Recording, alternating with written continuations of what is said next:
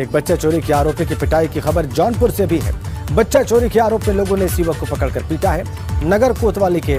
उर्दू बाजार में ये बच्चा चोरी का आरोपी पकड़ा गया।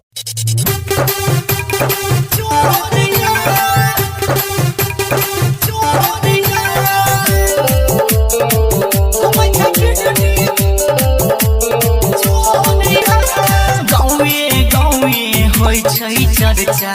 यूट्यूब पर छै सोहरिया यही भौजी गाँवे गाँवे होइ छै चर्चा यूट्यूब पर छै सोहरिया बौआ सबके नीक सँ राखब भौजी बुच्ची सबके नीक सँ राखब घुमै छै किडनी चोरिया बौआ सबके नीक सँ राखब घुमै छै किडनी चोरिया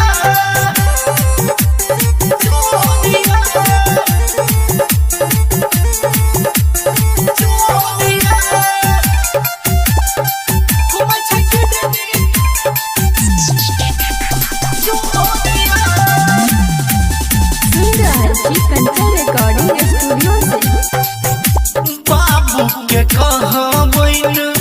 सुतैला दलान पर कोनो बच्चा घर से नहीं निकलै राखैला ध्यान पर कोनो बच्चा घर से नहीं निकलै राखैला ध्यान पर भिख मंगा फाटल अंगा भिखला लागत गोरिया बौआ सबके नीक सँ राखब अटाटी वाला तो छटिया न भौजी हाँ बुच्ची सबके नीक सँ राखब घुमै छै किडनी चोरिया बौआ सबके नीक सँ राखब घुमै छै किडनी चोरिया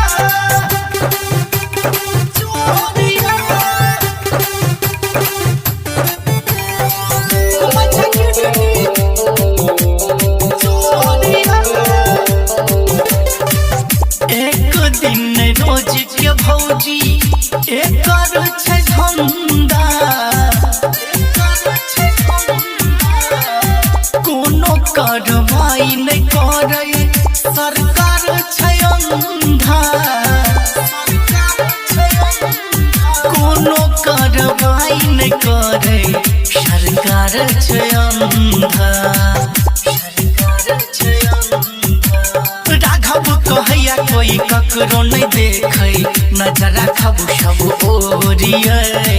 बौआ सबके नीक सँ राखब भौजी ठीके कहै छी बुच्ची सबके नीक सँ राखब घुमै छै किडनी चोरिया बौआ सबके नीक सँ